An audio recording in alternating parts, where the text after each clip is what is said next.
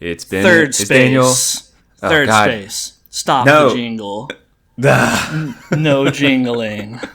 I didn't know where I was going with this one, so I'm kind of thankful You never saved know. me. You never know where you're going, and so I figured. And it's not always great where I do take us. So Yeah, I saved our listeners from the 6th consecutive episode of jingle openings.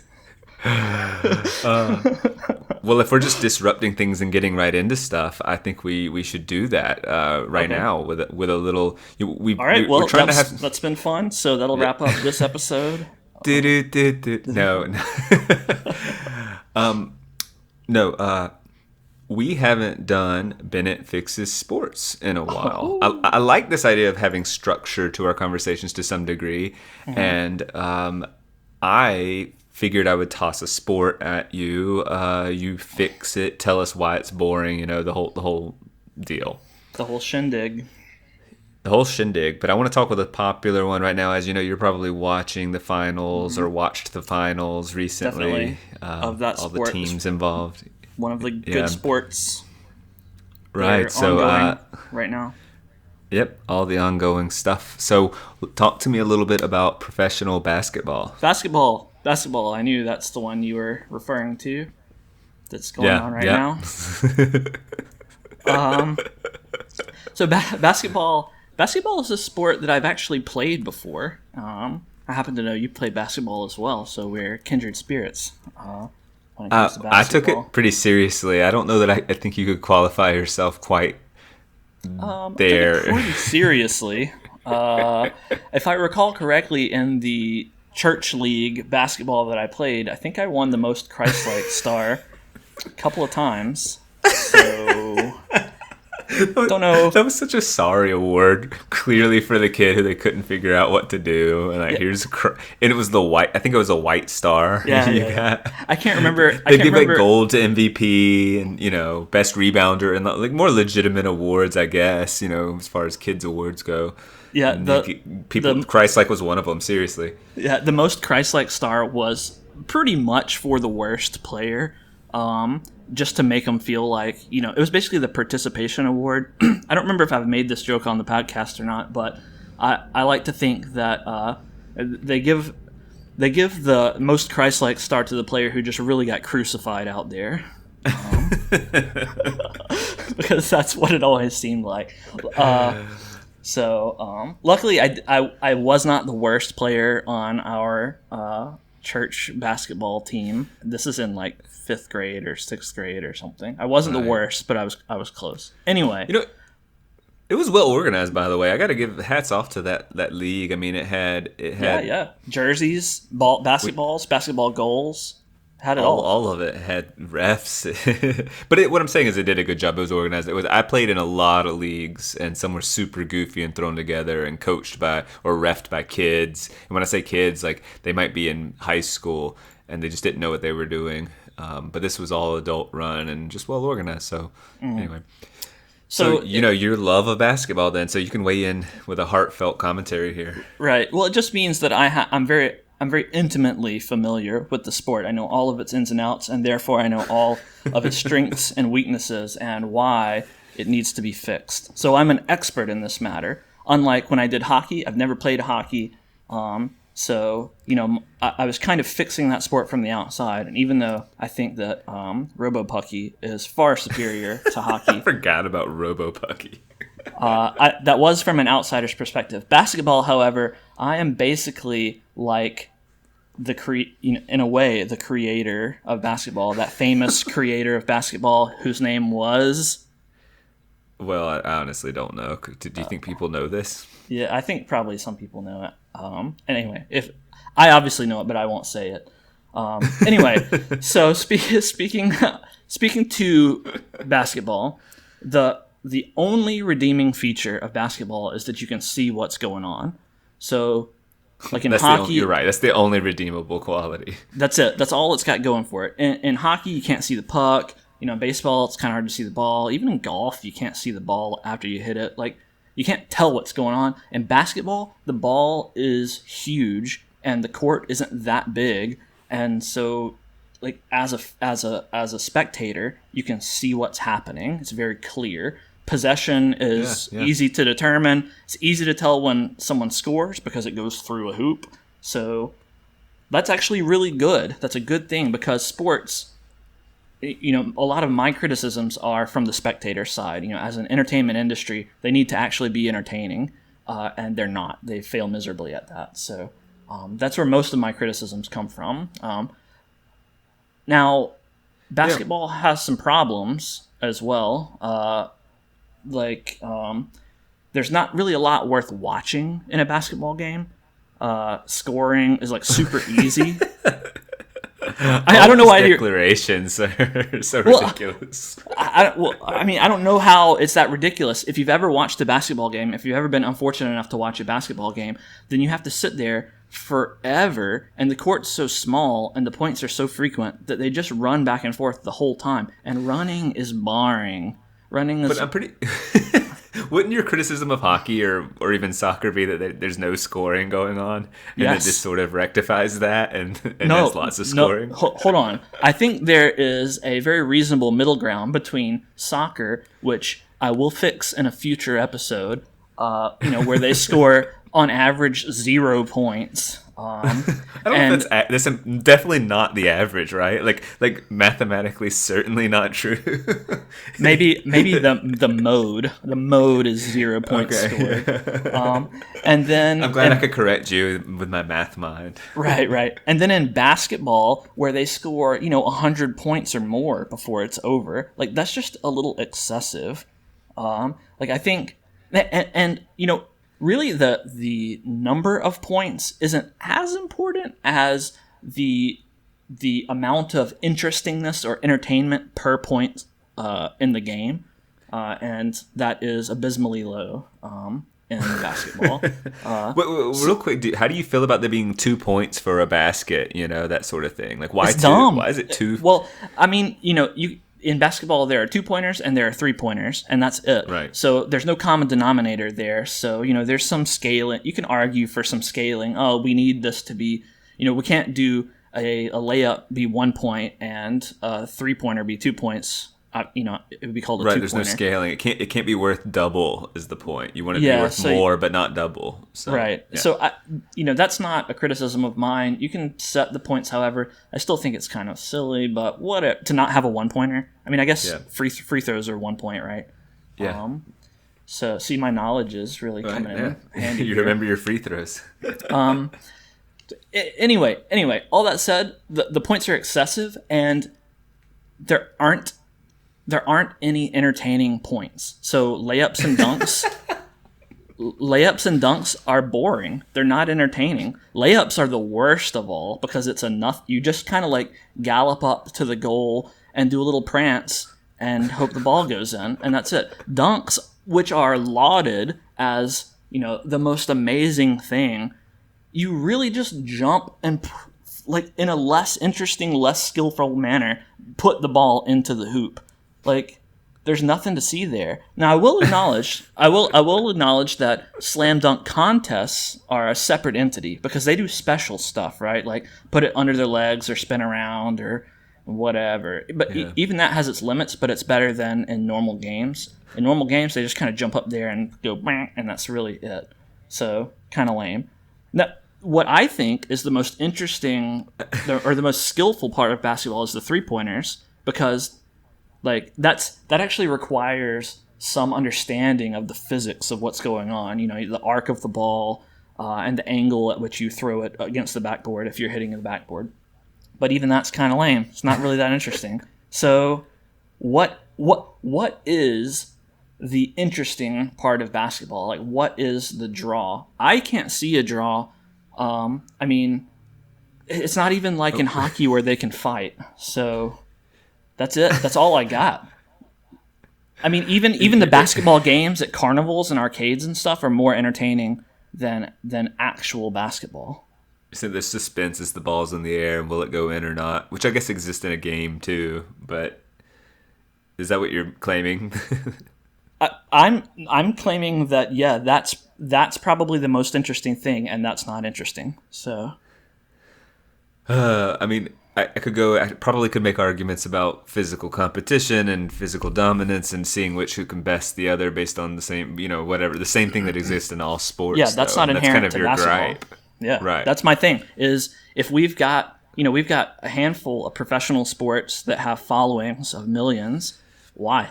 When these things, when the interesting things are essentially identical, why? Dribbling is odd. How about that? Like literally bouncing the ball back up to you. No other sport do you have to manipulate the ball uniquely. I mean, like soccer, you can't touch it with but it's just an odd thing to have to do. Is that like push it, like let it go from your hand to the floor and back to your hand repeatedly. Isn't that odd? It's really weird. Valid. That's really good. Yeah. So I didn't make a note of that. I didn't think of that. You're right. Dribbling is unique. I will return 1 point to basketball out of 100. And so it's now marginally more interesting than it was. So dribbling that's okay. Bouncing it against the floor, yeah, it would be better if you could bounce it off more than just the floor. But I don't want to get ahead of myself. So okay. Anyway, and so but to my point about it being just like all other sports, it's just 2 goals on a field, and like that's one of my most tired criticisms, because you show me a sport and I say, oh, that's 2 goals on a field, it's goal ball. And like that describes all the sports. Like it's just kind of like, get it together, guys. Like let's come up with something a little bit more interesting here. It's all the same sport essentially. Yeah, it's all the same sports ball. But all right. But anyway, so those are my gripes. But I'm here to tell you that I have solutions. I am going to fix basketball. And I'm going to go a different route than I did with RoboPucky, because in addition to having an intimate understanding of basketball, I really feel like I have my fingers on the pulse of definitely the United States and probably the world right now. Oh, yeah. And one thing that we care about right now is equality. And I care deeply about equality. And so I'm going to make basketball into a sport that is more equal than all others. And the new name, more equal. But basketball right now is exclusionary, and don't tell me that it's not. These people are, like, by almost any metric, they're the elite of the elite. Like, their heights are exceptional. I could never play basketball because I'm just an average height. Women aren't even allowed to play basketball. Professional level, yeah. Yeah, women aren't even allowed to play basketball, period. Not in the NBA, yeah. They don't even have any kind of association. WNBA, There's what? What did you say? It's called the WNBA. That's not a thing. That doesn't exist. I mean, it's not that popular, but it exists. I've never heard of that. I don't think anyone has. The Women's National Basketball. I don't think anyone has ever. You're not a big heard Sparks of that. fan, or you haven't heard of? I'm googling right now. WNBA teams. You're not a big Sparks fan? You're not. That's the one I know. Seattle. You're not a big Storm fan. You're not a big Lynx fan. I mean, I'm a fan of the Liberty. I'm a fan of those things when they're not basketball surely teams. It's just being like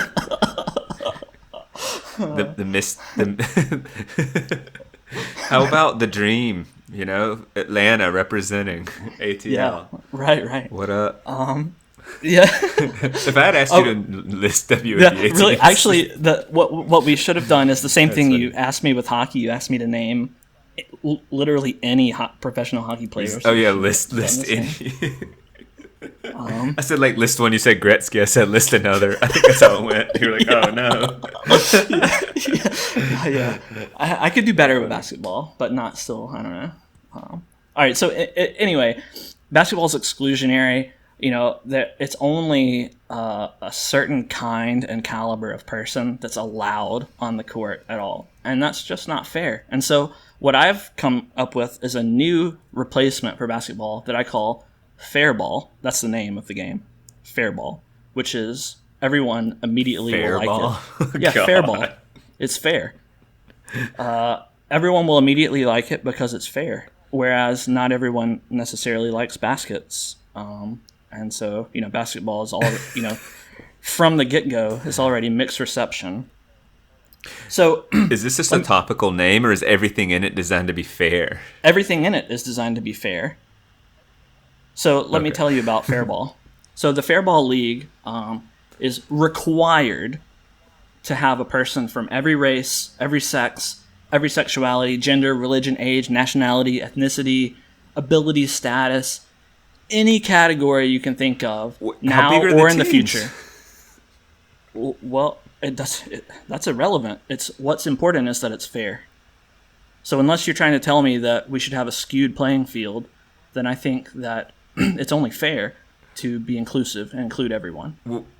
Let me make sure I heard all of this. Every gender, every nationality, every ability.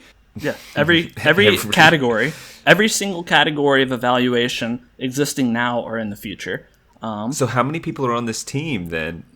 Well, all right. Or So each team? I've thought about this. So because of the huge range, and also to be fair, admission to the Fairball League is open to literally everyone. So every single human, and maybe more, can apply to be a Fairball team, professional Fairball player. Maybe more.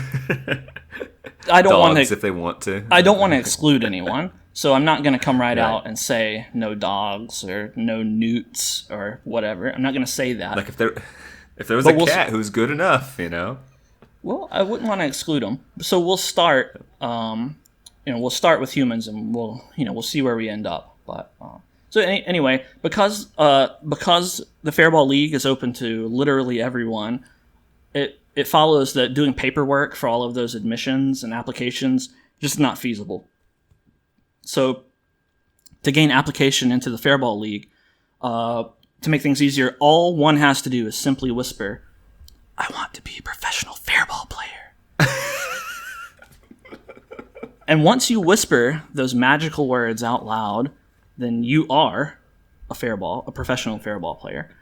Oh, you are? You just are? You're accepted? 100% acceptance? Well, we can't... Listen, I don't have to tell you that it would be exclusionary to exclude people from Fairball. So once you apply, then you're accepted. And we can't expect people to do all that paperwork. So that's what they have to do, is whisper the phrase. And then that's their application. And then they're accepted. Now, I do want to make some notes. I want to make some quick notes on the application process.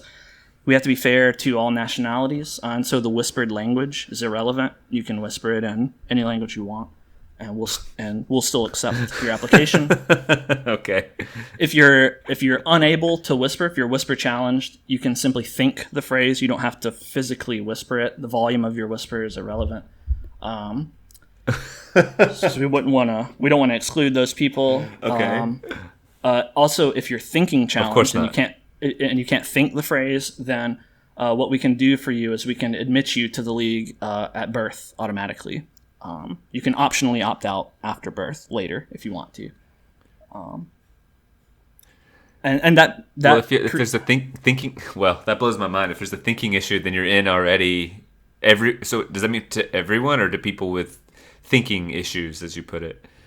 I think probably the fairest way, to be fair, would just be to have everyone automatically inducted as a professional Fairball player as soon as they're born, and then they can opt out if they want.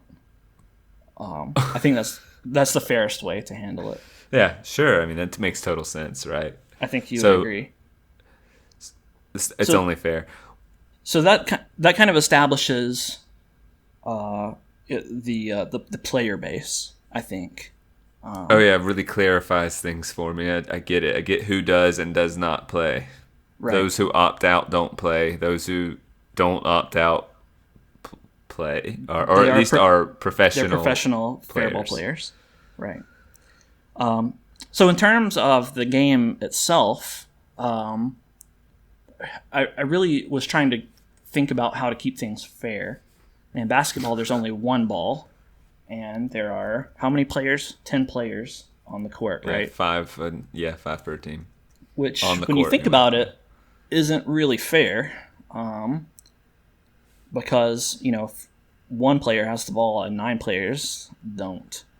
So in Fairball, every team member gets their own ball.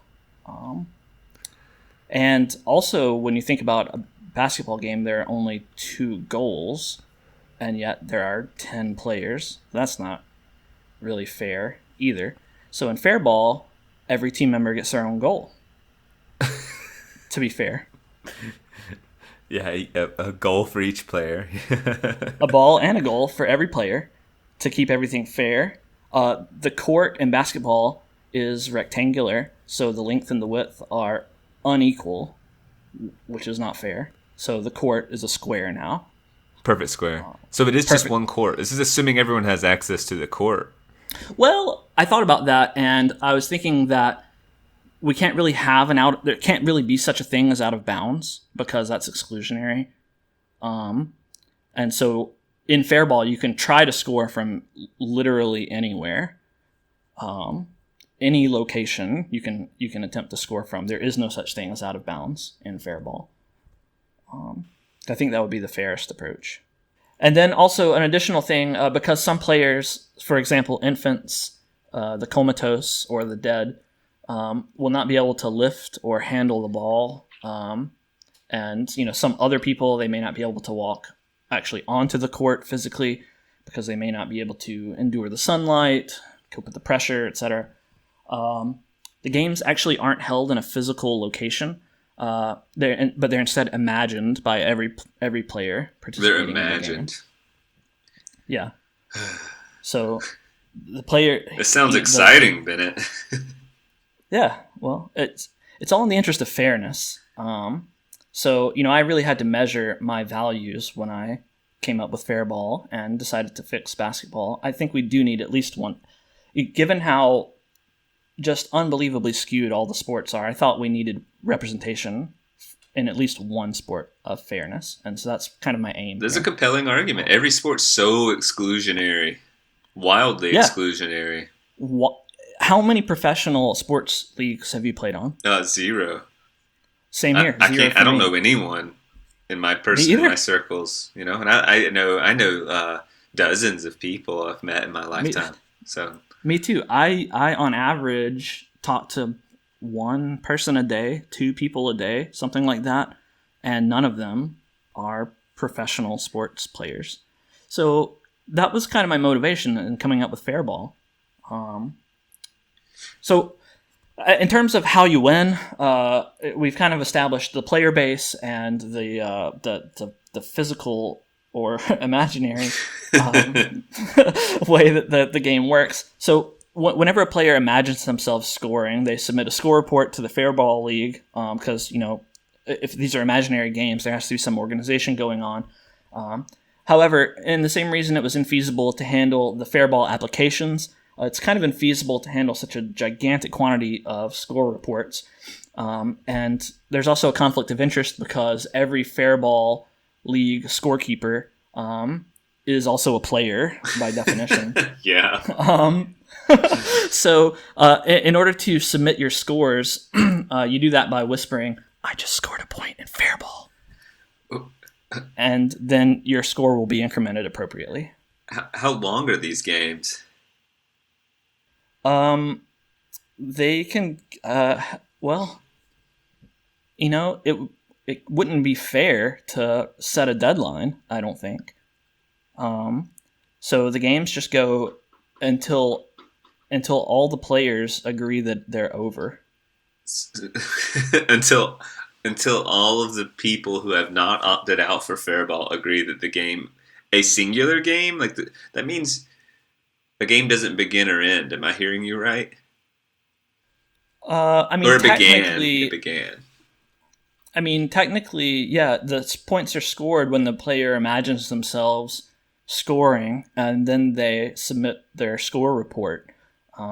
So, I guess whenever they feel that they have a far enough lead in their game that they can declare themselves the victor, that they'll end the game. They might just start another game. Do you think it's honestly, and I don't mean to be nitpicky here, but to have a lead is that fair? Doesn't that mean someone else is not leading?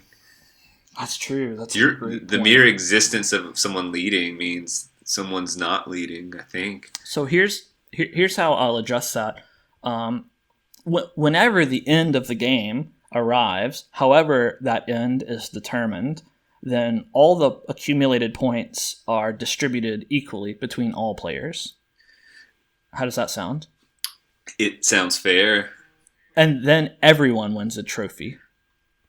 That sounds fair, but it's a pretty big cost we're paying. I don't know how you started your criticism of entertainment value, and I don't know that we sure, if you value fairness over entertainment, then perhaps or fairness over competition, or fairness over, and if it just keeps winning over everything, shouldn't it? Well, you have. I don't think you have a sport in this particular situation. Or, like, I think any event that has boundaries necessarily excludes somebody, right? Like some can play, some can't, some are better than others. Like, there's a measure of talent and skill and whatever you want to call it. Wow, I can't believe I just heard that. I'm going to pretend like I didn't hear you say that and just move along. Which actually I'm at the end, so that's all I've got. Just a really fair game, just super ultra super fair. Actually, I thought of an alternate title to fair ball. That could be used. Whose ball is it anyway? Because the rules are made up and the points don't matter. Yeah, that should have gotten there quicker. Dang, that was good. I like that a lot. Yeah. So that's fair ball. Fair ball. So obviously a little bit satirical, but also you can't claim that's not fair. An imaginary game where everyone is always playing, everyone's a professional, everyone can score and win all the time in perpetuity forever. And everyone feels good, but the reality is they wouldn't feel good because they don't feel like they've earned anything. Well, they get a trophy, so that's... Well, you heard something. Although, yeah. The caveat is, of course, it's infeasible to give everyone a trophy, so the trophies have to be imagined. Okay. So. Does that resonate on any level that, like, your existence, like we live in a finite, world with limited resources, and your existence requires consumption of resources. So your mere existence is taking those resources that could go to someone else, but they're going to you. So your existence is a form of oppression in some sense, Like, I mean, technically true. There do exist zero-sum games, and the allocation of matter is one of those things. So very fundamental thing about existing, yeah. That's correct. Although we happen to be lucky enough that there is so much matter that, we all have enough matter for ourselves. Now, what that matter is, whether it's food or dollar bills, that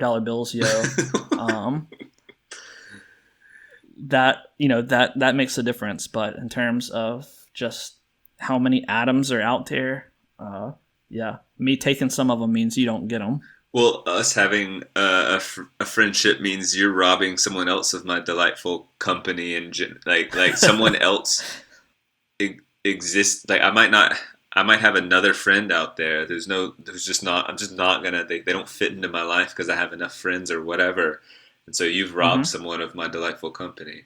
Right. If whatever you ate for dinner tonight, that's something that's food that can't go to someone starving somewhere. So Taco Bell, you're just pretty selfish. Your existence, your Taco Bell dinner was so selfish. Existence is selfish, you could say, I guess. Yeah, I don't think it. You could just kill yourself. And do everyone a favor. Then everyone else would get to partake of all the stuff that you've been taking for yourself. That'd be a pretty carbon neutral solution, would you say? Yeah. I don't know, whatever term you want to throw out there. Whatever carbon is, Daniel the scientist.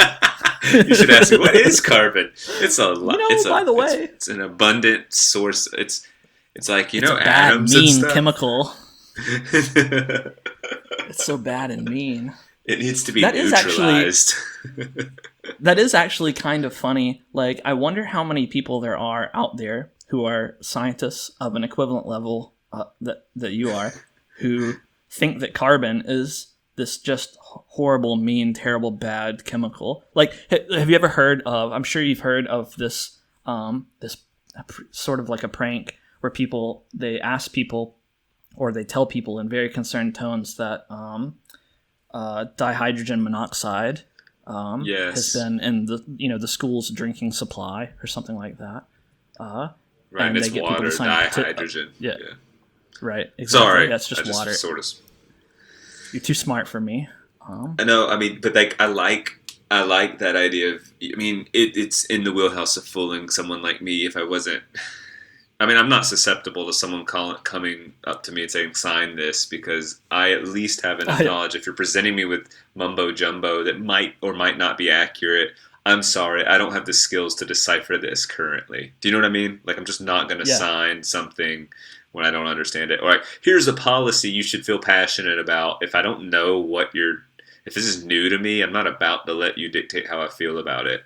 Like, I'm just going to, if I find it interesting, maybe look it up later. But I'm certainly not going to sign a petition on the spot if you tell me, get so-and-so out of jail. They were falsely accused. Like, oh, that's terrible. Let me sign this thing. You know, I don't know. No, I definitely agree. That's the wisest course of action. Actually, I think that skepticism is like one of the great missing wisdoms of our age. Like, people are so gullible and so willing to be manipulated. I think skepticism is a lost art in a way. I think it exists only toward who they want to. Like, I feel like it's almost taught. Like, I teach it in AP Lang, but I don't. But people apply it to the party that they don't belong to, the person that they disagree with. They don't apply it to themselves, and that's the weird. Like, they're not their own biggest skeptic. So it should be turned inward. Your skepticism should be turned. Are you still a skeptic if you're only unidirectionally skeptical? I don't think that can still be considered skepticism, can it? That just is bias, right? I agree. Yeah. So that's why I think the bias is so rampant. I just think people think that they're wielding the tool. They call it skepticism. Like, I mean, I think you can appropriately direct it towards some particular source, right? Someone comes at you, but maybe that you disagree with them politically. They tell you something outrageous, and you say, I'm really suspicious of that. I still think that that's exercising skepticism. If you only do it toward one group or something, I don't know what the difference between skepticism. Maybe it's not skepticism at that point. Maybe it is just bias. You're just sort of rejecting. I don't know. I mean, it's just semantics, but I don't think you can call yourself a skeptic if, like the example you present, you are only skeptical of your opponents and not of, yourself or your own beliefs or the things that you see and hear and encounter. Like that's why I say skepticism is a lost art, because you should be questioning everything. And sometimes the questions are easy to answer, and, you can tally up the marks and say, okay, this fits with, what I believe or what I have experienced or what I've seen or what I've learned. Test passed. But other times you can't do that, and people tell you a thing and you just decide to believe it. One thing I'm wrestling with is like with that test that passes, like the BS test, like, oh, this doesn't seem right. How do I put this? Sort of measure it against your lived experience and say, this doesn't fit. Like, people that look outrageous online, they look outraged in the news, outraged online. There's riots. There's just lots of stuff going on out there. But yet my daily interactions seem really pleasant. And so that's like a good test of, like, things don't seem that bad. But then I also understand that my lived experience is so narrow. How do I gain a bigger sense of, like, where we're at, whether culturally, nationally, internationally, without looking to that? And then who do I look to? And it's just driving me crazy. That's just a side note. It's kind of boring and kind of lengthy to explore that thought. But, like, I don't know how much I should trust my own experiences. Right. Well, I really dislike the term lived experience. I think that it's a bad term because if you've had an experience, then you've lived it. It's a silly term. It's redundant. Those are just they're just experiences. and opinions and observations. Like literally everyone has them. There's nothing special about lived experience. So stop saying that. Now, in terms of like, if I could try to give a brief answer to your question, which I haven't solved this issue by any means, but personally, I put lots of weight on my firsthand observations because those are things that I know to be true in at least one circumstance. It may still be anecdotal, but I have an example. It means that either I have observed the rule or the exception, but I can't, like, if I've observed it, then it's not an impossibility. And so I heavily rely on my firsthand experiences, whereas people telling me things, I haven't observed that. They could be lying. They could be misinterpreting data.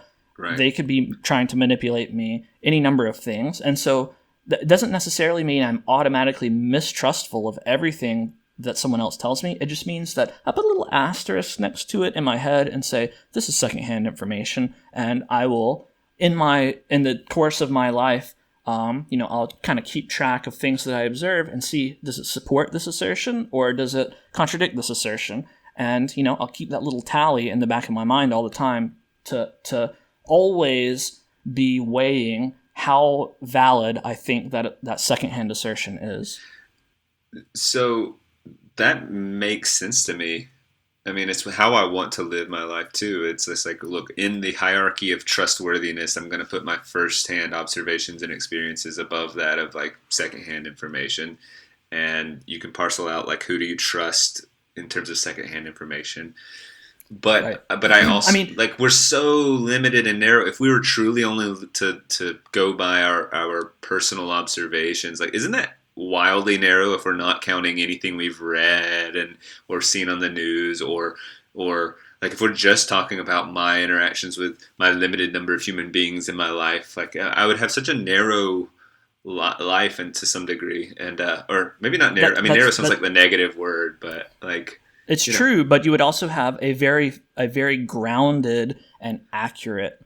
As accurate as your perceptions can be, you'd have a very grounded and accurate view of the world. Yeah. It may be narrow. That's true. I'm not claiming that, this is perfection. There are weaknesses in living your life with that viewpoint, but it means that you know what you know, and you also know what you don't know, and you have a bunch of little asterisks with, tallies underneath them for things that people have told you. And there are some common sense sorts of data sorting things you can do. If you hear an assertion from 20 different sources and you've marked those tallies, well, that's going to weigh pretty heavily, even if you've never personally experienced the thing. Like, for example, if I've never been to Antarctica, and if I hear from a lot of sources that there are penguins in Antarctica, like, do I really have a reason to be skeptical of that? Or here's a nice example, that the Earth is round. Like, have I personally, like, confirmed that that's true? I mean, no, I guess I haven't. But, like, I've seen, like, the science of the matter and the history of the matter and the idiotic flat Earth arguments. Like, I've seen that stuff, and all of the little tallies suggest that the Earth is really round, and so I'm comfortable with that, with believing that, even though I personally haven't verified it. Does that make sense? Like, there's a summation going on. I think everyone does this. Mm-hmm. I don't think that it's special, but I think that some people they give way too much weight to secondhand information. I don't know where that stems from. Maybe there's some insecurity and they don't trust themselves. That was the word I was going to use, is insecurity. Yeah.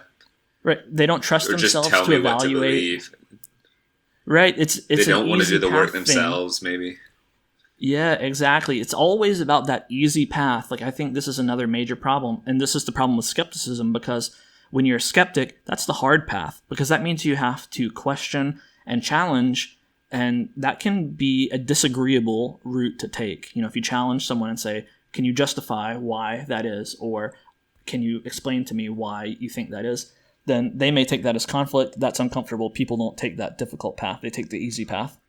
Whenever I hear friends telling a story or something like that, I can put it through like that person's filter. Like my friend Kevin, who tells outrageous stories sometimes, I put on the Kevin filter, and I'm doing what you're saying. Like he's not lying. He just embellishes his stories, or he exaggerates in this particular part, or he tends to interpret things this way, or be sensitive in this area, if that makes sense. And so it's not like he's an untrustworthy source. It's just I'm totaling a bunch of things going on, my personal experiences, and all of that. So, I mean, technically, that does mean he's an untrustworthy source, right? He's just not a consciously untrustworthy source. I mean. Well, I don't dismiss if he says something happens with him and a waiter or something, and like this outrageous thing happens in the water. Like he's not going to lie if the waiter threw water in his face, for instance, like, and he tells me that, and he's wet, and like I believe, and I don't think he's lying, but like he might, like perhaps, and this is apart from Kevin, but like maybe he instigated it more than his story revealed, or something like that. The skeptic in me, I apply this even to the friends that I trust and care about, and go like, well, how did this happen? Because maybe you said something that all I did was say the food was bad, and like but I said it really respectfully. Well, maybe he didn't. Maybe his interpretation, I don't know. So. Right. Yeah, everyone I think does that, and I think that's reasonable to do. And I think people should apply that more to the sources of information that, for whatever reason, we have deemed are trustworthy. I think they should be questioned more. So, I mean, hell, if we apply it to our own parents, and I think that's a pretty universal thing, that the kid always kind of, has grown up with the parents and knows where the parents tend to exaggerate or understate, or whatever term you want to use. They just you're almost just decoding information when you receive it from people. Well, I think that's a process that that kids naturally go through, and that's why kind of the teenage years are so difficult, because you're toying with skepticism. You start to feel like you're sophomoric. That's the word. You feel like you're more knowledgeable than you maybe are. And so you're skeptical of what the authorities are, your parents or teachers or whoever. You're skeptical of what the authorities are telling you. And so you're kind of a little jerk for a while. And that's actually healthy, because eventually you learn that you're wrong sometimes. You're skeptical and they were actually right. And it's really healthy to learn that sometimes you're wrong and sometimes you're right, but it's still good to question.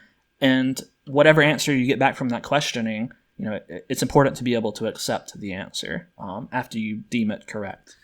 That makes total sense. I think that's a I think that's a healthy thing that people engage in. But I think that some people, like, for whatever reason, I don't know why, after their teenage year, maybe this is some developmental thing that that's happened more recently that I'm not qualified to talk about. But like, it seems like some people now just revert from their, they go, if they even have their angsty, skeptical, questioning teen age, they just revert back to this childlike naivety and believe everything they're told again. And like, I don't know why people do that and don't maintain some form of skepticism. Yeah, I don't know why. Like, I thought skepticism would almost be eternally in vogue for the young generation, right? Like, that's just because part of rebelling and finding yourself is to say, well, the people around me don't have it quite right. This world isn't quite right. Like, let me find my own path. And so it's natural to sort of gravitate towards skepticism. And like you said, when you're a kid, it looks like this. You recognize your parents aren't 100% right all the time, so therefore they must be wrong all the time. It's like an either or. It's black and white. It's a little silly. But then you start to recognize, well, hey, they're just human, and they get a whole lot right, and they get some wrong, and like, you just got to understand that. So, yeah. All right, I've got a topic I want to move on to. I enjoy our current topic, but I've got something I want to move us along to. So it's kind of a bit drastic shift from skepticism, but I think it'll be fun for us. So I've got a game that's been on my list of interesting things for a while that I wanted to talk about, because it's not your typical game that you play with a controller or whatever. This game is called AI Dungeon. It's actually AI Dungeon 2. There must have been a first version sometime. But this is a game. Artificial intelligence, I suppose. Yeah, that's right. Artificial intelligence, AI Dungeon. this is a game with a very interesting concept. So, if are you familiar with the old style text adventure games? I am. Yeah, these are just where you respond with like go this way or go that way or pick up the gun or something. Yeah, right, exactly. Yeah, I mean, a lot of these games were around, even before we were born. But the style of game kind of persisted a little bit. It's just text, and you're presented with some contextual information like you stand in a dark dungeon. There's a door to the north and the crack in the wall to the south. Blah blah blah. And then there's a prompt, and you type in and go north or investigate grab the rope. crack. Yeah, exactly. That's exactly right. And those kinds of games, were really popular back when computers were just kind of starting out. Anyway, AI Dungeon is a text game in that vein, but all of the prompts, all of the player response is generated by an AI. And so, in the old text games of the 80s, a programmer would have to sit and write every line of, contextual information. They would have to code in every player action. They would have to write, essentially, a big branching story. But in AI Dungeon, an AI handles that for you as you're playing. And so there is no human that's required to write it. I frankly cannot imagine this going well because it's like text to, even voice to text we don't have quite down. It's a hell of a lot better than it was, 10 years ago. But I cannot imagine this going well.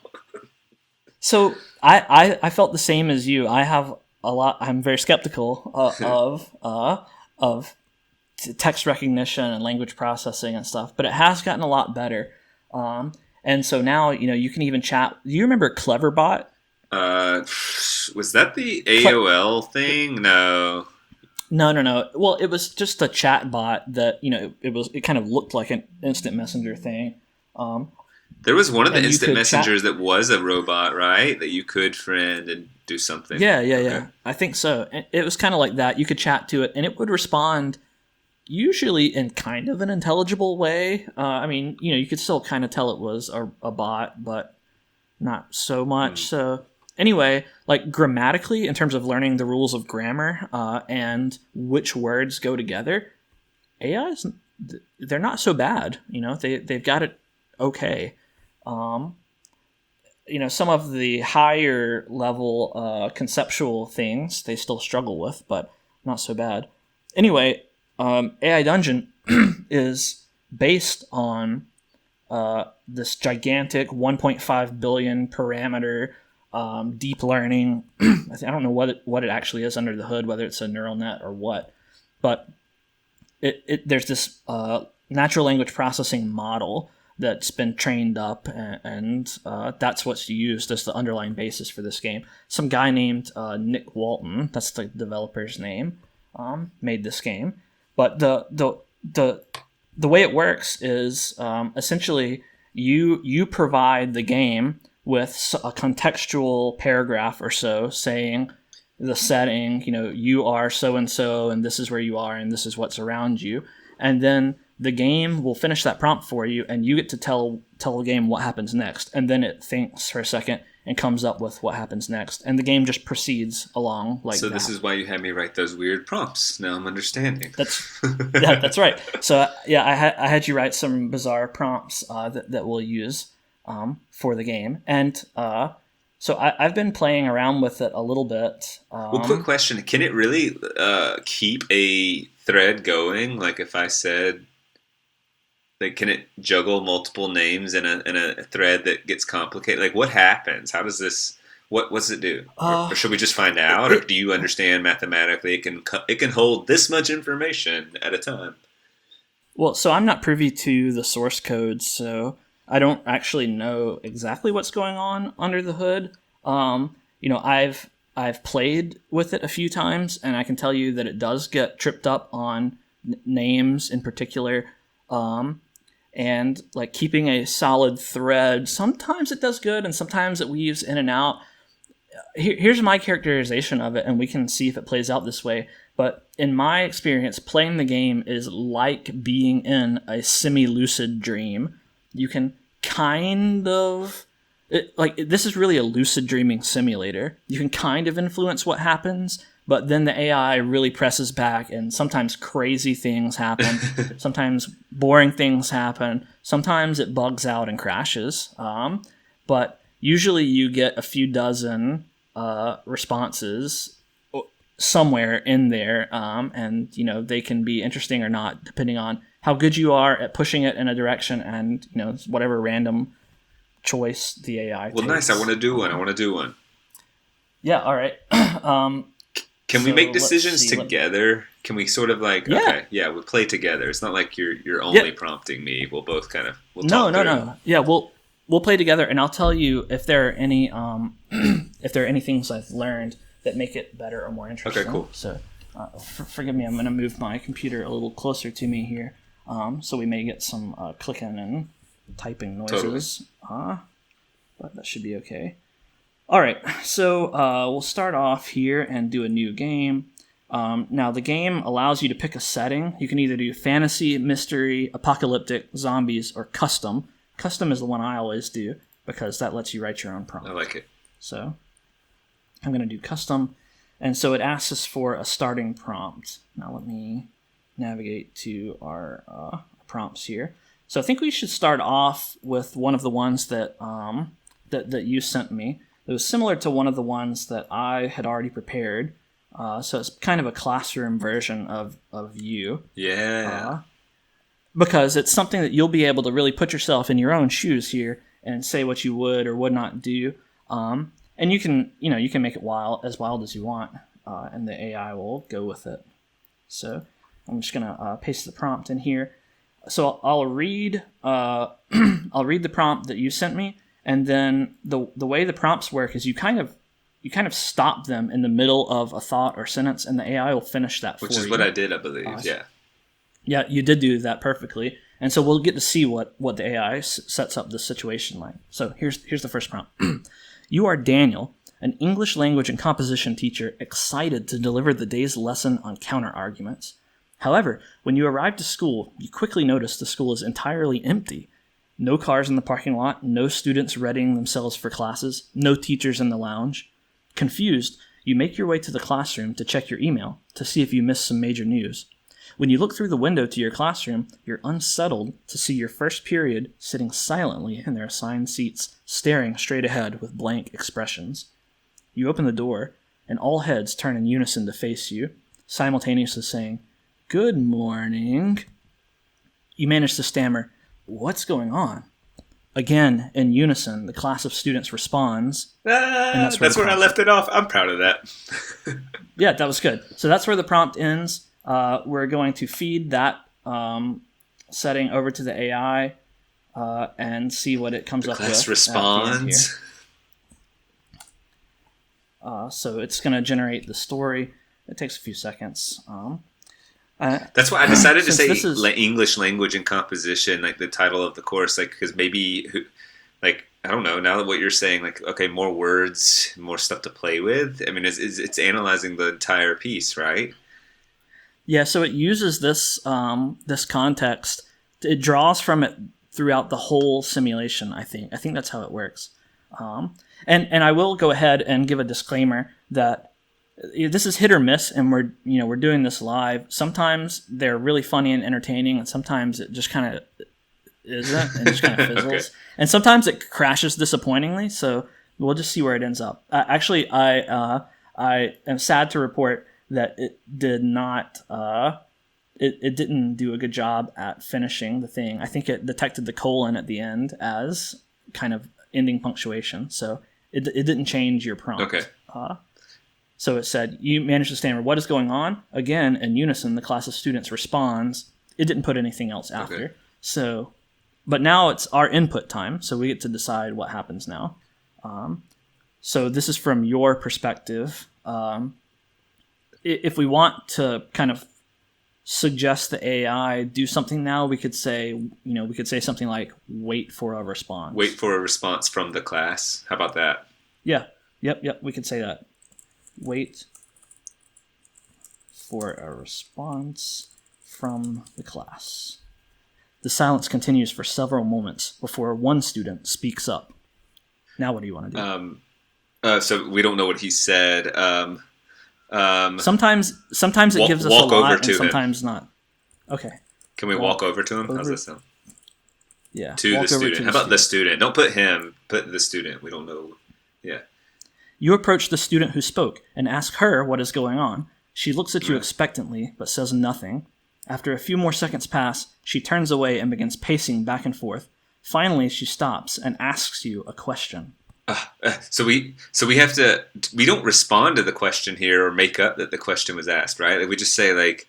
Yeah, the AI just didn't have her ask the question, so we would want to say something like, "Listen to her question." Yes, that's what because I want to hear the question, kind of thing. Yeah, listen to her question. Listen to her question. All right, and maybe the AI will give us a question, and maybe it'll do something else. We'll see. Oh, it gave us some stuff. What's your name? So I guess that's the question she asked. I'm your teacher. Don't you recognize me? Or No. There's more. Sorry. Okay. So it's like a series of quotes. Sorry. So, what's your name? Karen. I'm Jack. Are you here to take my test? No, I just wanted to talk to you about something else. All right. Ask her what the something else is, or what. Ask her what she's here to talk to me about. Okay, yeah. So in this dreamlike manner, we'll just imagine that she wants to talk to you about. Yeah, we have to sort of accept that this scene has shifted. Yeah, you really have to go with what the AI gives you sometimes. I'm okay with it. That's what you mean, sort of like that happens with dreams, right? Something presents itself. You don't question that doesn't make sense in context as much. So we can actually say things. We can speak things by saying "say" and then in quotes saying a thing. So she said, "No, I just wanted to talk to you about something else." So we can say, "What are you here to talk to me about?" What are you here to talk to me about? Maybe we should add on something else as well to kind of push it in a direction. So what do you think? Like, is this about? And then we fill in the blank. Is this about the dead body? Is this about the dead body? All right, let's see what happens now. No, it's not that. It's ... Oh, she left it there? Yeah, she left it there. Now say it! Exclamation point. I don't know. All right. Say it. It's about ... Put your arm around her. She needs some comfort. She's upset in this situation. Okay, so let's see. Put your arm, or put my arm, because it's from first person perspective. Put my arm around her, comforting me. Yes, yeah, make sure, yeah. Yeah, the AI, this is uncensored. Like, you don't know what you're gonna get. I've had runs end in violent death. Oh, goodness. Before, so we don't know what we're gonna get. Oh man, it says, "Whoops! That action caused the model to start looping. Try a different action to prevent that." I don't think I've ever seen that error before. Actually, it usually just crashes, but it still gives us the box. Okay. So we'll try something else and see if it makes it or not. So we'll say we'll do.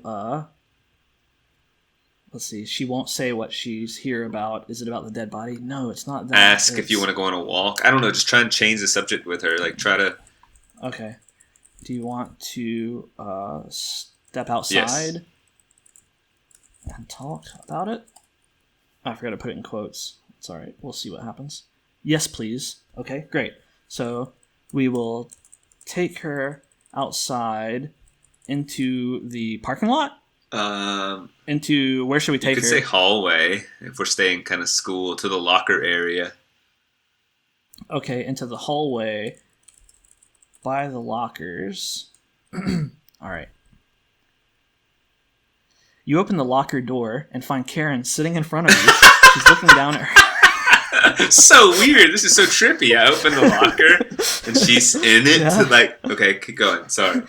She's looking down at her feet as if she wants to tell you something, but can't quite bring herself to do so. Okay. She still doesn't want to tell us, even though now she's in the lockers. What's wrong, Karen? What are you doing in your locker? You shrunk quite a bit, or I don't know. That's what I'm picturing.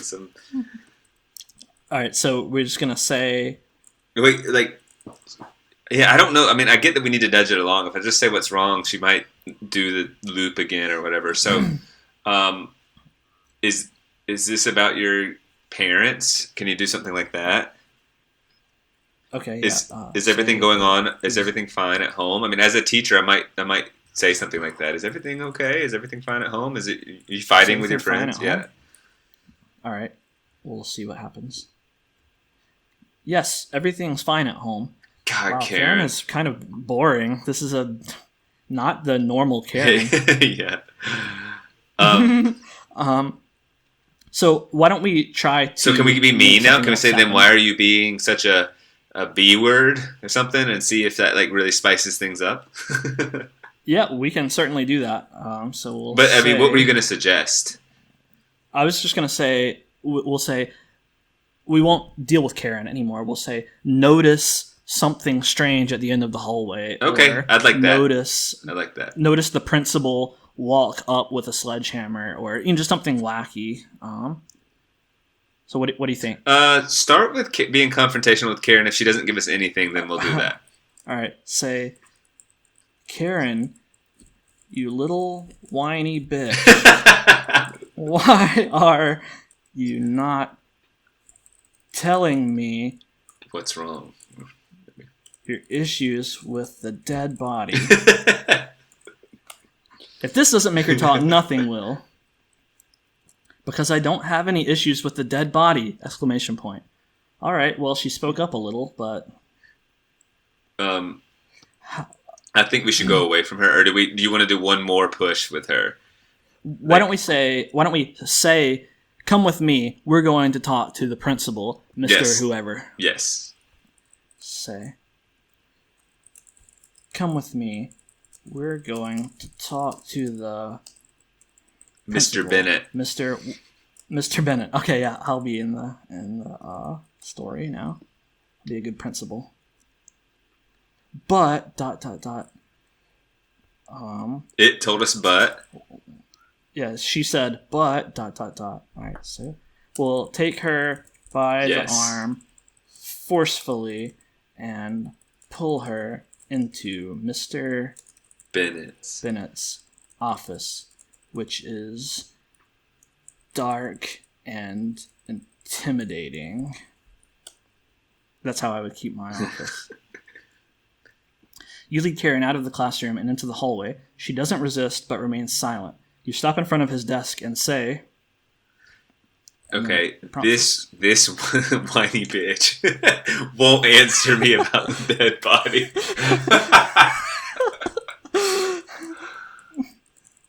About a dead body she saw. There you go. That's all, okay. That's because she isn't talking about a dead body. It was a ghost. Oh, okay. It was a ghost giving us something. Now we're getting somewhere. All right. Do we ask whose ghost, or is it bad to ask questions? Is it better to say, I'm afraid of, or the ghost of the school's past, or something like that? I think either one is okay to do. Why don't we say let's see. Notice as Mr. Bennett says the word ghost that the lights flicker and a cold wind blows through the office. There you go. Okay, I need to you're right. You're thinking of it as a story writer. I've been thinking of it as a try and lob it softballs about to let it happen, but you're saying kind of don't be afraid to create. Yeah. Gotcha. Yeah, I'm saying go for it. Gotcha. Let me just type this in. The lights flicker and a cold draft blows through the office. All right. A ghost, you exclaim. It's giving us some short ones here. So, why don't we say examine ghost? We'll see if AI will actually tell us what the ghost is like. There you go. Examine Ghost. I'm surprised that, aside from Karen and the locker, how coherent this is.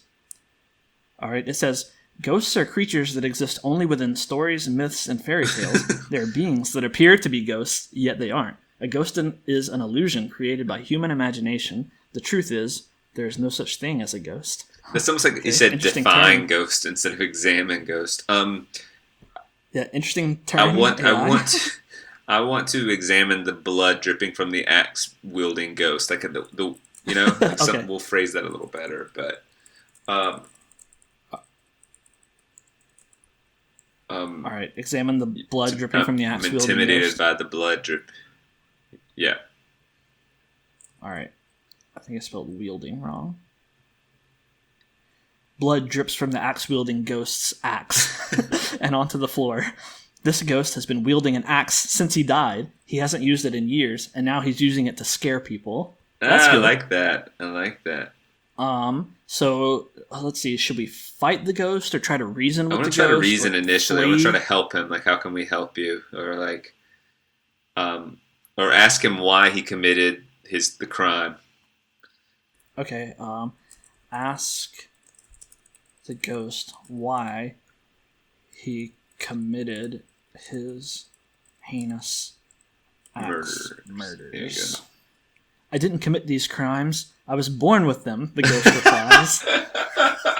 Excellent. Dramatic. I was born with these crimes. That's a really weird idea that you're born with the crimes.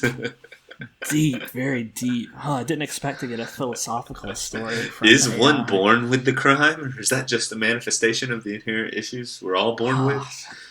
Deterministic ghost. Can't help that he killed people with an axe. All right, so why don't we say, be that as it may, you can't just go around killing and haunting. You have to go to ghost prison. You must go to ghost prison. I need to capitalize that. Ghost prison. All right. It's thinking. Prisons? No, I've never even seen a prison, the ghost replies. Pull out handcuffs and attempt to handcuff the... All right. Let's see. Pull out handcuffs and try to handcuff or try to take the ghost into custody. Yeah. Make a citizen's ghost arrest. I don't know. You grab the ghost by the wrist and force him to cuff himself. As you do so, you hear a loud noise like a gunshot or explosion. You look behind you and see the ghost being cuffed. He struggles against the cuffs but fails to break free. That's so odd. So you're cuffing him, but then there's an explosion and you look behind and you see him being cuffed? That is correct. Okay, I was making sure, like... That really is like if someone was very, very sleepy and you were talking to them or they were on their phone, they would just go, oh, yeah. And you'd say, what did I just say? Oh, the ghost was cuffed or something. Like, like a sort of half-listening oddness. Yeah, I get what you mean about lucid dreaming.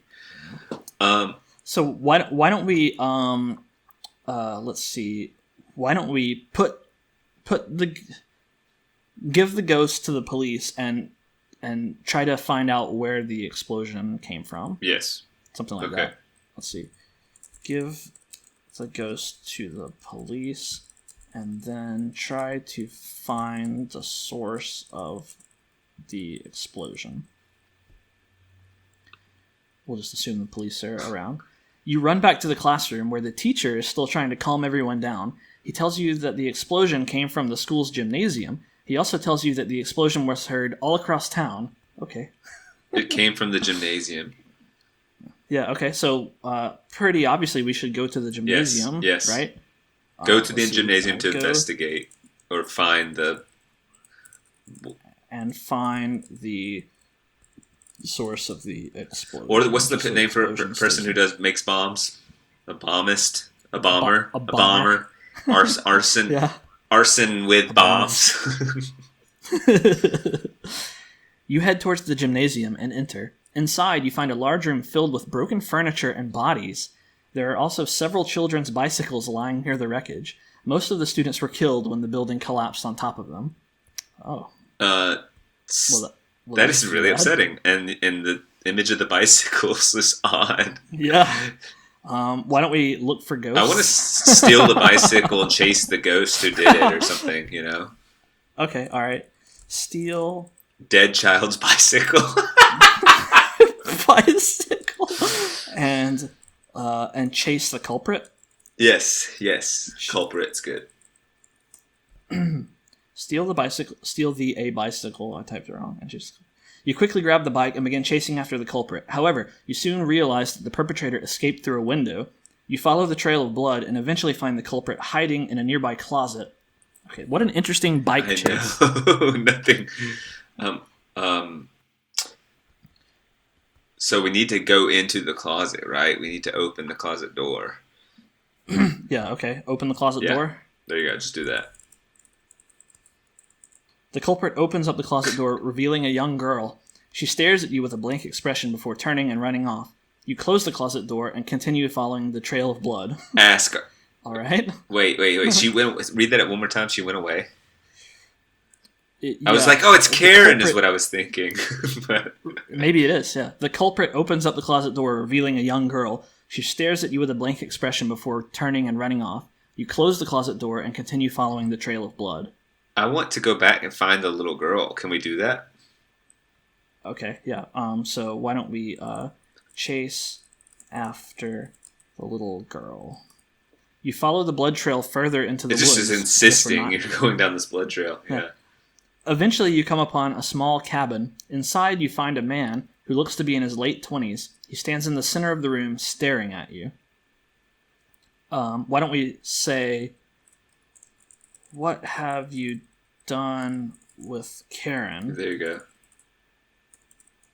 We'll see if it even recognizes the name Karen. Nothing, I swear, he replies. Say, well, did you... Tell me the truth. You could say plant that. The bomb? Okay. Did you plant the bomb at the school? In the school gymnasium? No. In the school gymnasium. You know that's not normal operating procedure. We don't bomb our students. I know, you're right. No, I didn't, he begins to stutter. Haha. Can you say, tell me the truth? He's acting real suspicious. Tell me the truth. We'll say, don't believe his suspicious answer. Look, I'm sorry, but I really need to get this out of my system right now. Please, let me finish what I started earlier, and we'll forget all about this, he pleads. Let him finish his story. Or let him finish his... Listen to response. His confession. There you go. He admits that he planted the bomb at the school gymnasium. Yeah. He claims that he had been planning to blow up the school for months and finally got the opportunity when he found out that the principal was having an affair with one of the teachers. Oh no, Mr. Bennett!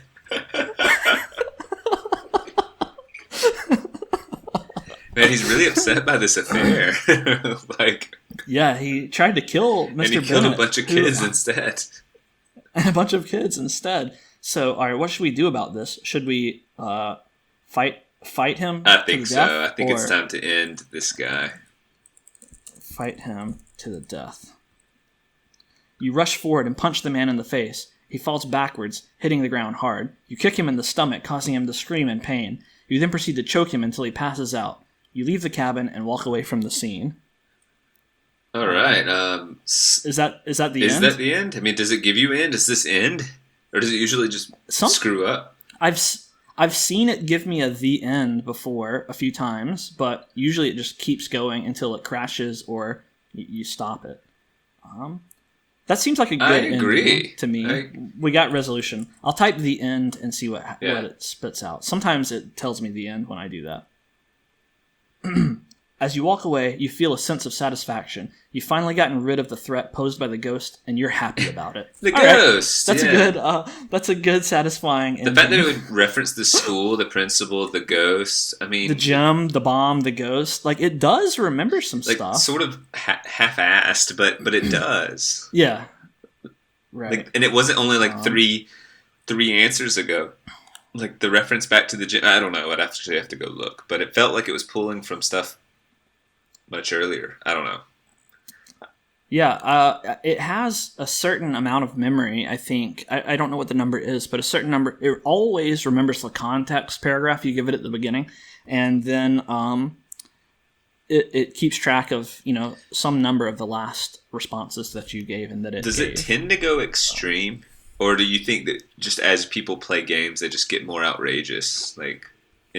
Well, so this AI was trained on stories from a popular choose your own adventure site. Mm-hmm. So they scraped a bunch of stories from that website and fed it to the AI to train on. So that's how it learns what to say. So that's why there are so many. That's why it tells you to choose fantasy or zombies or whatever, because there's lots of source material for that stuff. And so it's better at handling those situations. But I also think that's why, when you're doing some unrelated scene, it'll, put a ghost in there or whatever, because that's what it knows about. Yeah, I like that though. But I've got a prompt. I'm resetting it right now, so it's resetting a new game. I've got a prompt that I want to do that's Star Wars themed, because I actually was astonished. I did a Star Wars themed one a long time ago, and it knew stuff that I didn't tell it. Like, it knew what the Force was, and that's impressive. It's really cool. Yeah, it knew things, and so it had a really interesting story path. So I want to try one like that. So it's still setting up. You might have to spoon feed this one a little more. I know a little. I've seen a lot of Star Wars, but I'm not. Yeah, it doesn't. We don't have to make it. We can keep it very basic, very general. So, what do you think when it's thinking? It's processing a lot of things. So even resetting takes it a second. Yeah, I don't know what's actually going on behind the scenes when it's setting things up and everything. I just don't know. I guess that it is. After you give it some context, well, then it analyzes your words and, digs down into its model and probably finds some probability distribution about what sorts of words and topics need to come next. Yeah. That's probably what it does. But what we're doing right now, starting a brand new game, I don't know what it does on startup. Right. Seems like it wouldn't need to do a whole lot, but yeah. Yeah. So anyway, it just pulled up. So we're going to do another custom prompt. We'll do the starting prompt. So let me read it here. Did this one from my perspective. So, you are the Jedi Knight Bennett, a newly appointed Jedi on your first mission for the Republic. You and your Padawan. I didn't give the Padawan a name, but I can. Should I? Should it be Daniel? You and your Padawan, Daniel, have been tasked with infiltrating a droid programming facility to determine whether or not it is under Sith influence. As you and your Padawan look down on the facility's roof from a nearby cliff, you hear a muffled bang, and then strange blue smoke starts to stream from the building. Concerned, you both take hold of your lightsabers and jump down to the building. Bursting through the door, you are shocked to see nothing.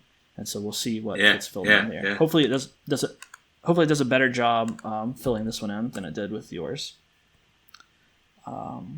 So it's generating the story, and we'll see what.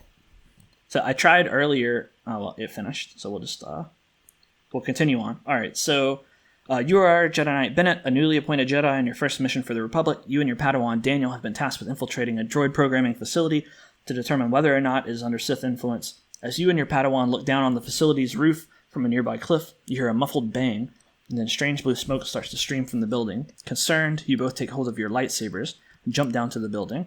Bursting through the door, you are shocked to see that the entire complex has been turned into a giant computer system controlled by an automated army of droids.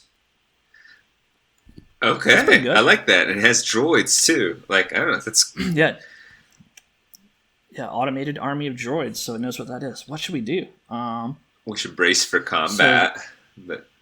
Well, it doesn't say they detected us yet. Okay. So maybe we should. The word stealth. Sneak inside, sneak inside and observe the droids. Because we don't even know if they're a threat, really. Hostile. Yeah, right. As you and your Padawan enter the main computer room, you notice several large screens. The screen behind them shows a holographic representation of the entire complex. On one side of the room, you can see a series of rows of computers connected together. You're just holographic doing so well. Sorry. Holographic representation of the entire complex. I'm cool. Impressed that this is like mine was just saying like, yeah, no, my name's Karen. Like, right. You're just like giving some details and thoughtfulness to it. Okay. Like I say, sometimes it works really good. Sometimes it doesn't. So. All right, so we've got this holographic map of the entire complex. So why don't we say, notice that one room on the holographic map blinking, is flashing red. Yeah. That's good. The hologram of the room in question suddenly changes to show a red dot. You and your Padawan turn around to see a small droid standing at the far end of the room. What could this mean? Ooh. So did the droid see us, or do we follow the droid and see where it goes? I think we. You were gonna say follow it? Yeah, I think follow it. What do you think? Yeah, let's do that. I'd like to see if we could say follow it. Are we stealthily or something like that? Yeah. Okay. Because it's not our friend. It doesn't know we're there. So we need to indicate. Stealthily follow the small droid to... we'll just stealthily follow the small droid. You silently move towards the droid, which is now following you. As you approach it, you feel its presence, but don't pay it any mind. It seems to be doing some sort of calculation or monitoring of something. Should we hold our breath, or should we? Are our lightsabers out or not? I'm not prepared to. I would pull say them. they're. Yeah. I would say we have them in hand, but they're not on, or maybe we put them back on our belt when we snuck inside. So it seems to be doing some sort of calculation or monitoring of something. So like, why don't we hack into the droid and? Why don't we just say hack the droid? Yes, hack the droid. Hack the droid. You quickly jump up into the air as you land on top of the droid. Dramatic.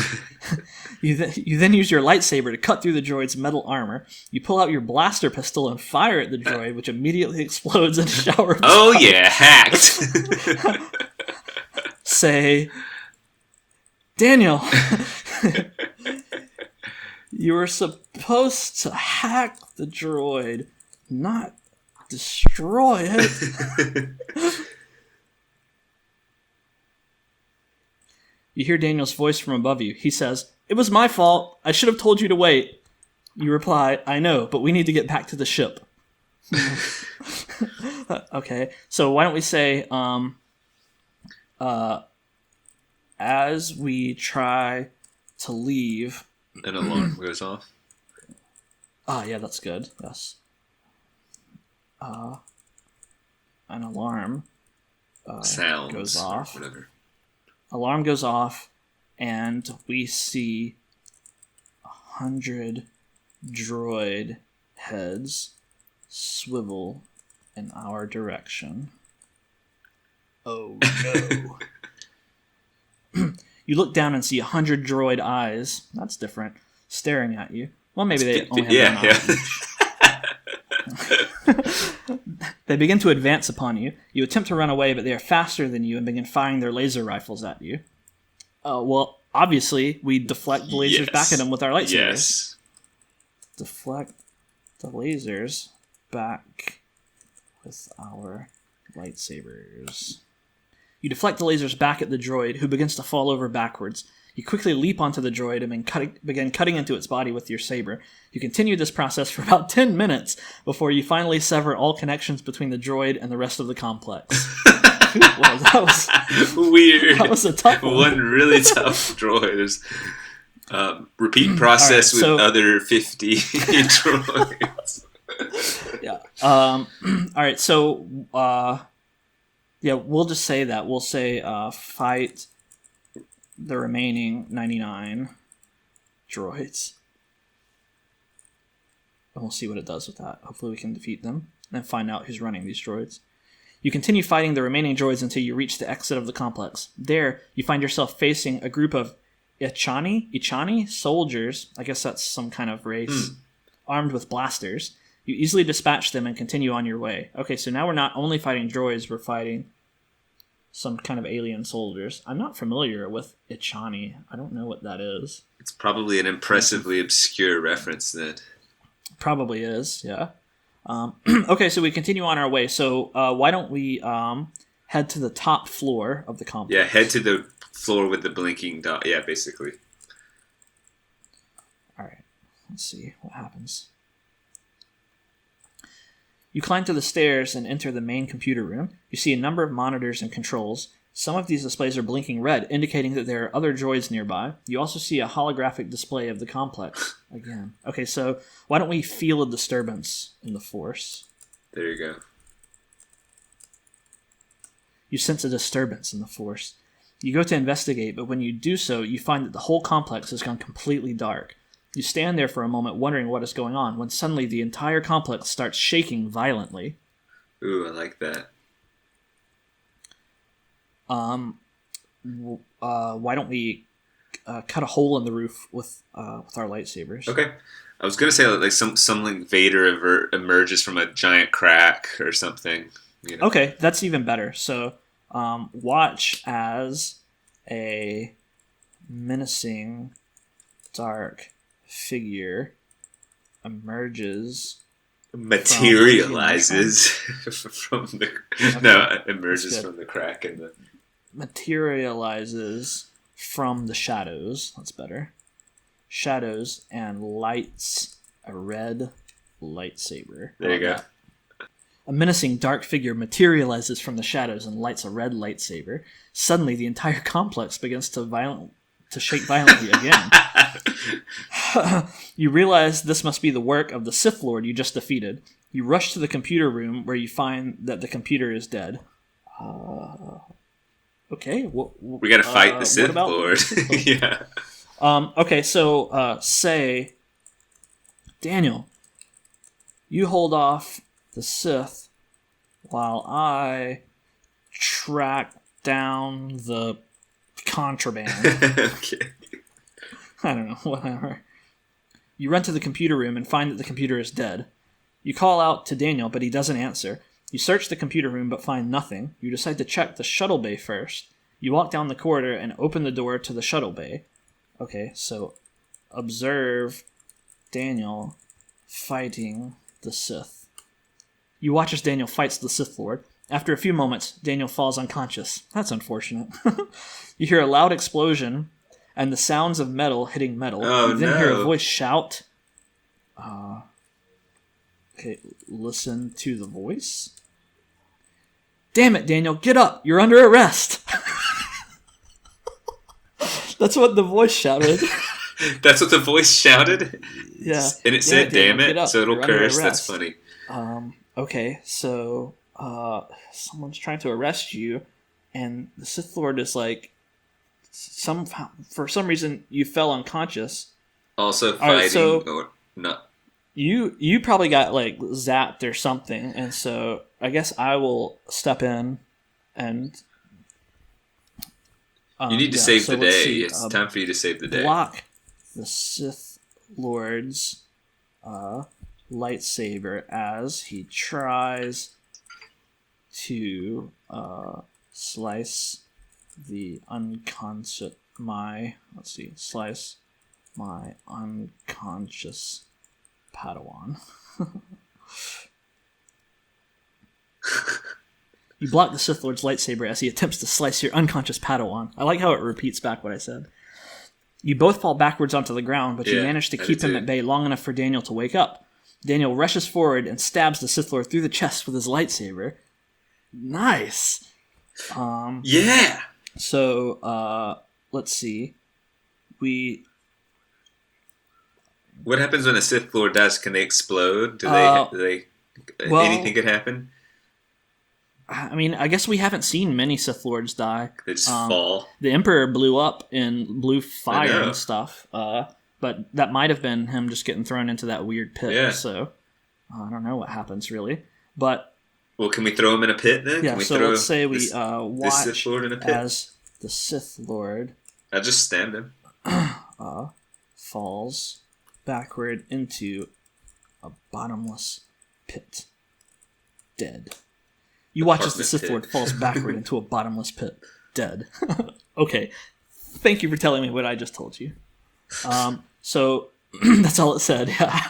That's all it right. said. So what should we do now?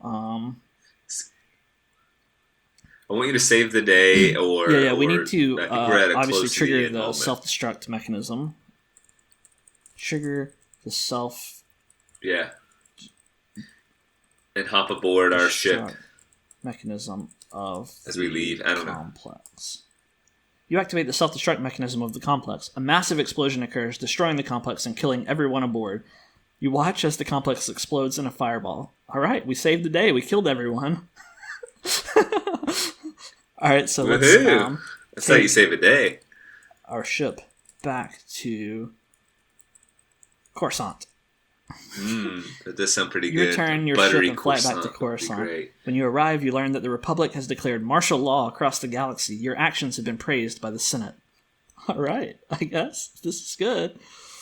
The end. Hey! Do we yell as we get pinned with a medal and go. End of text. All That right, was good. That was pretty good. That was like it followed more. The connections were tighter, a lot tighter. Yeah, it wasn't as bizarre. And So it all actually of worked. all of the lore from Star Wars clearly is in there. That's really neat. Yeah, that's really cool. It actually made sense. I wonder if you could test out more obscure like fantasy novels you've read to see if it could pull from those. That would be something fun to try out. Yeah. All right. Well, we only got through 2, but they're kind of long, so Yeah. I think that I'd like to do one more, but they just take a little while. What do you think? I honestly think this is a good place to end it, but I think like I would like to think about this and then in like a number of podcasts in the future do another one, like or just occasionally do one. I've had I don't know. I've had really funny ones, and like I said, it's unpredictable. We happened to get one kind of mediocre one that was dreamish, and then the Star Wars one was good, but it wasn't all that funny. I've had really wacky ones that are hilarious, and so I was kind of hoping for one like that, but it didn't turn out that way. But I am pretty pleased with the Star Wars one, just because it was cool. It just wasn't all that funny. Sometimes they get really funny. It was too thoughtful. Weirdly enough, an AI machine that is good isn't going to be as entertaining as one that might be a little wackier, a little wonkier. You just cut out. You there? Well, darn. Can you hear me, maybe? Bennett. Do. I don't know what to say. If I should even... Well, it looks like Bennett's internet just stopped, so...